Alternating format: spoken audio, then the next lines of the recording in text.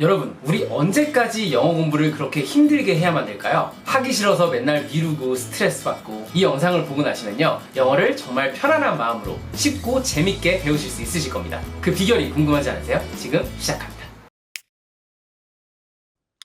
나날이 성장하는 구독자 여러분, 인스피레이션 클래스의 레빗입니다. 우리가 영어 공부를 하다 보면 정말 많은 이야기를 듣습니다. 무조건 암기해라, 반복을 많이 해야 된다, 또 강사마다 학습 방법이 다 다르죠? 발음이 중요해요. 아니죠, 문법이 가장 중요하죠. 이런 이야기를 듣다 보면 도대체 무엇이 정답인지 머릿속은 막 복잡하고 더 하기는 싫고 부담되고. 하지만 우리는요, 영어를 재밌게 익힐 수 있는 그 본질만 제대로 안다면 스트레스 받지 않고 편안한 마음으로 재밌게 익히실 수 있으실 겁니다. 그럼 지금부터 그 세 가지 방법에 대해서 말씀드리도록 할게요. 자, 첫 번째, 바로 인정하기입니다. 엥? 갑자기 무슨 인정하기냐고요? 이것은 심리학이나 심리치료에서도 많이 쓰이는데요. 우리가 어떤 극심한 트라우마를 갖고 있다든지 정신병을 갖고 있을 때 이것으로부터 억지로 벗어나려고 혹은 부인하려고 하는 것이 아니라, 그래, 지금 나는 건강하지 못한 상태야, 마음이 조금 아픈 상태야 라고 인정을 하고 시작을 하는 거죠. 정말 놀라운 게요, 그렇게 인정을 한 딱 그 순간부터 마음이 조금은 편안해지기 시작을 합니다. 왜냐면 트라우마나 심리적 압박감들은 내가 나 스스로를 비정상이라고 생각하고 창피하다고 생각하고, 아, 이러면 안 돼, 빨리 벗어나야 돼, 이렇게 생각할수록 더 부담이 생기고 더 스트레스를 받고 굉장히 큰 억압과 중압감이 생기기 때문이죠. 그러면 그 증세가 더 심각해질 수밖에 없거든요. 그래서 영어도 마찬가지로요, 우리가 인정하는 것부터 시작을 하는 거예요. 그래, 나 영어 못하고 나 지금 영어 공부 열심히 하지 않고 있어. 근데 아마 여러분들은 이런 생각을 하실 수도 있을 것 같아요. 저 이미 인정하고 있거든요, 나 영어 못하는 거 알아요. 근데 사실 우리가요, 겉으로는 인정하는 것 같으면서도 그 기저에는 영어를 못한다는 사실에 집중하기보다는 나 왜 이렇게 못하지? 그 이유를 분석을 하기 시작을 합니다. 그리고 이렇게 분석을 하다 보면 나도 저 사람처럼 잘하고 싶다, 막 비교를 하게 되고 그에 따른 열등감과 좌절감을 느끼게 돼요. 그러다 보면 어떻게 되죠? 더 부담되고 더 스트레스 받게 되지 않나요? 이런 과정이 심해지다 보면 영어가 점점 싫어지게 되는 거예요. 우리는 현재 상황, 내가 영어를 좀 못하는 상황을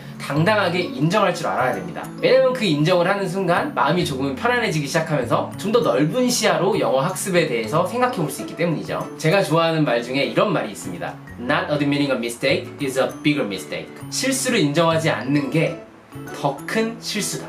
즉, 더 큰 실수를 저지르지 않으려면 우선 현재 상황을 바르게 당당하게 인정하고 시작을 하는 겁니다. 자, 그럼 인정한 다음에는 어떻게 해야 되느냐? 바로 두 번째, 내려놓는 겁니다. 네? 내려놓는다고요? 감정 수업도 아니고 심리치료도 아니고 제가 왜 내려놓는다라는 표현을 썼냐면요, 이 감정 수업, 심리적인 부분과 언어는 밀접하게 연관이 되어 있기 때문이에요. 사실 언어라는 것은 우리의 감정을 표현하기 위한 도구잖아요. 그리고 이성을 담당하는 좌뇌뿐만 아니라 감정을 담당하는 우뇌를 활성화시키는 작업이기도 합니다. 그렇기 때문에 무엇보다도 나의 마음이 편안해진 상태에서, 컨트롤이 잘 된 상태에서 언어를 배울 때 더 편안하게 익힐 수가 있는 거죠. 그러니까 영어를 못한다는 사실이나 상황을 그렇게 심각하게 생각하지 말고 그냥 편안하게 그것에 대한 중요성을 내려놓는 겁니다. 예를 들어서 앞서 말씀드렸던, 우리가 어떤 심리적인 병을 앓고 있어요. 아, 이건 내 인생에서 정말 엄청난 실패야, 나는 끝났어, 이렇게 생각을 해버리면 그 순간 그 병이 점점 더 커지거든요. 내가 거기에 계속 에너지를 주고 있으니까요.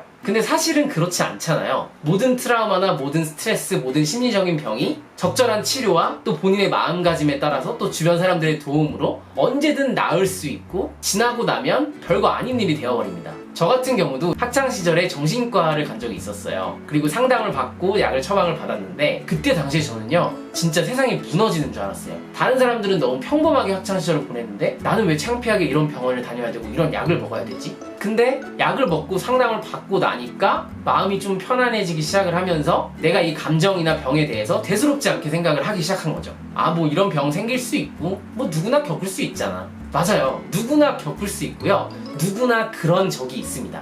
영어 표현에는 이런 표현이 있어요. I've been there. 나는 그곳에 가봤다라는 뜻이죠. 근데 이것은 물리적으로 그 장소에 가봤다라는 뜻 외에도, 아, 나는 그런 상황에 처해본 적이 있다라는 뜻이거든요. 우리가 영어를 못하고 우리가 영어를 잘하는 사람들한테 열등감을 느끼는 건 누구나 다 그렇고 그랬었고 그런 경험이 있다라는 거죠. 이렇게 누구나 그런 적이 있었다라는 말을 듣는 순간 우리는 좀 위로가 되기 시작을 하거든요. 근데 이거를 다른 누군가가 여러분한테 말해줄 거를 기다리지 말고 나 스스로한테 이야기해주는 거예요. 괜찮아? 누구나 그런 적 있어. 그러니까 너무 중요하게 너무 심각하게 생각하지 말고 마음 편안히 먹고 내 방식대로 내 속도대로 해보자. 그리고 쿨하게 생각하는 거예요. 까짓거 영어 못하면 어때? 내가 외국에 오래 산 것도 아닌데 영어 못하는 거 당연한 거 아니야? 이렇게 여러분들이 마음을 내려놓지 않으면 점점 더 영어를 심각하게 바라보고 계속 난 영어를 잘해야 돼, 나 영어 왜 이렇게 못하지, 이런 부담감이 계속 생긴다는 거예요. 그래서 제가 세 번째에서 제안드리는 것이 바로 영어랑 친해지는 겁니다. 앞서 말씀드린 것처럼 우리가 영어에 대한 생각을 조금 내려놓잖아요. 그러면 영어가 좀 만만히 보이기 시작을 합니다. 아니 굳이 내가 영어 때문에 이렇게 힘들 필요가 있나? 못할 수도 있는 거지. 이렇게 마음이 편안해진다는 거예요. 굳이 잘할 필요도 누구한테 잘 보일 필요도 없다라는 생각을 갖게 되면 바로 그때부터 굉장히 편안하고 재밌게 영어를 접근할 수 있는 겁니다. 자, 제가 예를 하나 들어볼게요. 우리 솔로들, 특히 모태솔로들의 특징이 뭔지 아세요? 이성과의 자리를 어려워한다는 거예요. 친구처럼 대하면 되는데 편안하게 대하지를 못하는 거죠. 특히 좋아하는 사람 앞에서는 잘 보여야 되고 내가 잘생겨 보여야 되고, 즉 영어로 대입시켜보면 내가 영어를 틀리면 안 되고 잘해야 되고 지금 열심히 해야 되고, 그런 부담감이 생기니까 편안한 마음으로 친구로서 바라보는 게 아니라 굉장히 불편하게 느껴지기 시작을 하는 거죠. 그럼 이것의 해결책이 뭔가요? 많은 연애 코치들이 이런 말씀을 하시더라고요. 그 이성을 그냥 만만하게 봐라. 그 사람을 무시하라는 게 절대 아니라 그 사람도 나와 같은 사람이구나. 그냥 우린 편한 친구가 될 수 있구나. 언어도 마찬가지죠. 그까짓 것 언어인데 내 생각을 말하는 것 뿐인데, 아니 내가 미국인도 아니고 언어학자가 될 것도 아닌데 그렇게 완벽하게 잘해야 돼? 이렇게 생각을 해보자는 거죠. 그리고 우리가 영어와 친해져야 된다는 어떻게 보면 지극히 진부한 이야기를 제가 하고 있는 이유는요, 예를 들어서 제가 어떤 여자분한테